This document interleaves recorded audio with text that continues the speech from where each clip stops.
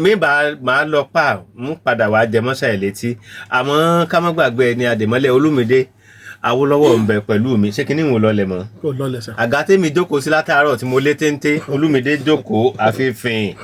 àti gbìyànjú Ọlọ́run ṣe àti rí kan tó òpómúlérò kan.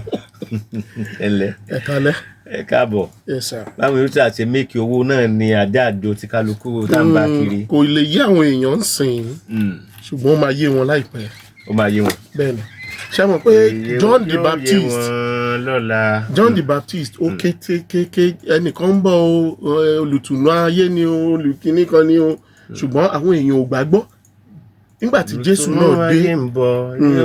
nígbà tí Jésù náà dé pẹ̀lú bí Jésù ṣe ń ṣiṣẹ́ ìyanu yẹn tó àwọn tiẹ̀ náà ò gbàgbọ́. Ó ti yé yín bẹ́ẹ̀ náà ló ṣe rí lójú ọ̀nà àti ṣàṣeyọrí ẹ̀dá. Ẹlòmíì ó ń gbọ́ mi láti ìgbà tí mo ti bẹ̀rẹ̀ ọ̀fẹ́ ṣáà ní bísínẹ́sì nígbà tí mo bẹ̀rẹ̀ owó mi ni mo fi ń polówó lórí rédíò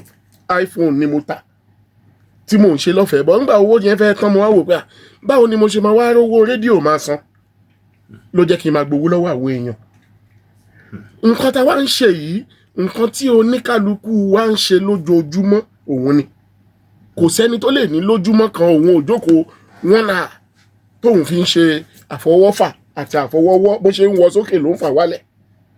kò sẹ́ni tó lè lóhun ò ṣe é ṣùgbọ́n bó ṣe wo fíìmù tó bó ṣe ń wo skit tó bó ṣe ń wo àwọn videos lórí gbogbo social media handles tó níyẹn èlò ló ti mú bọ̀bẹ̀. Ọmọkùnrin kan wà lórí Facebook very dark man. Yeah, VDM. Mo ní ó ní spirit tó jọmọ́ tèmi. Gẹ́gẹ́ bí àwọn èèyàn ti mọ̀ mí lábẹ́kúta tó wípé no nonsense person ni mí wọ́n fẹ́ èèyàn dẹ́rùbà mi tó bá dárúkọ èèyàn fún mi máa wá lọ so wọ́n mọ̀ mí bẹ́ẹ̀. Ṣé wá rí nǹkan tí mo rí lára bọ̀bọ́ yẹn ó ń ṣe gbogbo nǹkan tó ń ṣe yẹn free of charge ṣùgbọ́n ó make owó ẹ̀ lórí social media.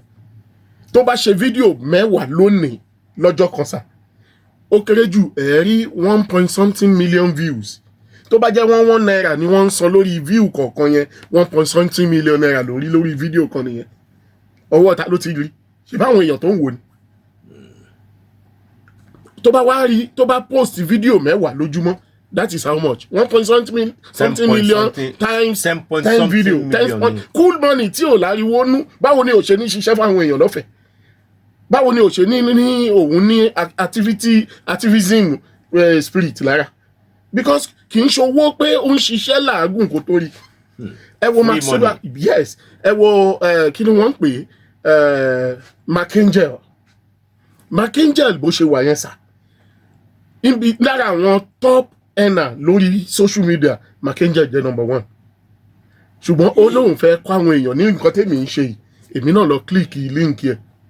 látòrí Facebook ó gbé mi wọbì kan lórí WhatsApp from WhatsApp because èmi ojoojúmọ́ ni mo máa ń wá bí mo ṣe máa lówó sí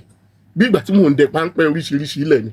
ṣùgbọ́n níjọ́ yẹn bí mo ṣe click link mo fill gbogbo information mi gbogbo Gmail bó ṣe ní ká ṣe the next link tó máa open báyìí ó ní ká lọ san 50,000 pẹ̀lú bó ṣe ń lówó tó yẹn ó tún fẹ́ gbowó lọ́wọ́ wa mọ́ owó ẹ̀ ìwé mímọ́ dẹ̀ ní ọwọ́ ẹni tí ò ní láti máa gbàfẹ́ ni tó ní èmi ò wá fẹ́ kí irú yẹn ṣẹlẹ̀ sí mi mo yà jókòó ti 50,000 mi lápò mi mo ní owó tí mo lè san ṣùgbọ́n nǹkan tó ń kọ́ wọn yẹn èmi náà ní oríṣiríṣi tí mò ń ṣe now ṣe wá rí káwọn èèyàn ṣoríire tàbá pè wọ́n á máa rò pé nítorí kí n lè lówó kì í ṣe nítorí kí n lè lówó o nítorí mo láwọn nǹkan tí mò ń fowó mi ṣe online tó mówó wọlé mo dẹ̀ láwọn free business tí mò ń ṣe ṣùgbọ́n mò ń pè ẹ́ láti January 7, 2025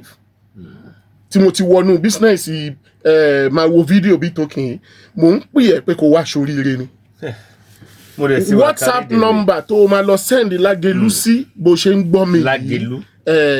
081 880 290 71 9071 WhatsApp number ni 081 880 29071 àǹfààní tó máa ní nínú gúrùpù mi information yìí ló ń sanwó fún business yẹn kì í ṣe pé máa sanwó fún information yìí nítorí pé kí n tún lè láǹfààní àti tún padà wà níjọ́ mi bó ṣe wà yẹn bí òjò èèyàn 2-3 lọ́sẹ̀ tó ń join ó pè mí. 081 081 88 880 290 71 bẹ́ẹ̀ ni nọ́mbà yẹn òun nìyẹn lọ sẹ́ndì Lágelú sí mi. Lágelú ní kẹ́ẹ̀fẹ́ síbẹ̀. nítorí pé bó ṣe máa ṣe tó máa fi rí owó lóṣooṣù látara pé o kàn ń wo fídíò má kàn wo fídíò dànù káwọn tó ń wò yẹn máa lówó kán máa kọ́lé kán máa ra mọ́tò 200 million but ìwọ náà wá lo 20 minutes or 30 minutes depend on bó ṣe fast sí wá lò lójúmọ́ lórí business yẹn nínú gúrùpù mi àwọn atọ́nà fídíò ti wà àwọn àlàyé tó máa gbọ́ ti wà nú ẹ̀ àwọn nǹkan tí mo máa sẹ́ndì pé kò kà ó wà ńbẹ̀ tó bá kà tí ò bá yé ẹ wàá gbọ́ ní Yorùbá tó bá gbọ́ tí ò bá tún yé ẹ tó wàá fojú ẹ wò ní fídíò àwọn àǹfààní tó wà ńbẹ̀ nìyẹn lẹ́yìn yẹn àwọn business line míì tó yẹ kí n ti fún àwọn èèyàn nítorí pé àwọn èèyàn ò tí màmá kan wá ní last week sir. nọ́mbà yẹn kó máa explain fún ọ. màmá yẹn wá màmá àgbàlagbà tẹ́ bá wo Facebook page mi Awólọ́wọ̀ Olúmídé page yẹn ẹ rí fídíò màmá yẹn fúnra màmá yẹn ni mo kọ́ wọn bọ́n ṣe ṣe wọ́n ti wá ń ṣe lọ́mọ ní ẹjẹ́ ti ẹ̀ mú yín wípé ẹ̀ ń ṣe ìyá arúgbó 081 880 290 71 ẹ má bínú mo ṣì ń gbìyànjú láti gba nọ́mbà mi padà ìyún Glo tí mò ń lò tẹ́lẹ̀ yẹn mo fẹ́ sọ náà pé nọ́mbà yìí mọ̀ yàtọ̀ sí ìṣẹ̀lẹ̀ WhatsApp yẹn wọ́n bá ní àwọn èèyàn náà lórí rìpọ́ọ̀tù ṣẹ́mọ̀ wọ́n rí mi as straight ṣùgbọ́n àgbà padà lágbára Ọlọ́run 081 880 29071 ìwọ tó bá ní nọ́mbà mi tẹ́lẹ̀ yẹn o lè pè mí direct lé lórí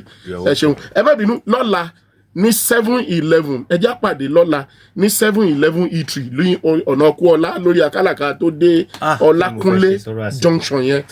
ẹjọ́ láago 12 lọ́la ẹ ṣeun. èyí tí ọjà Gàtàgà Olúmídé yes sir ẹ má bínú. bí kò gba program mọ́ yẹn.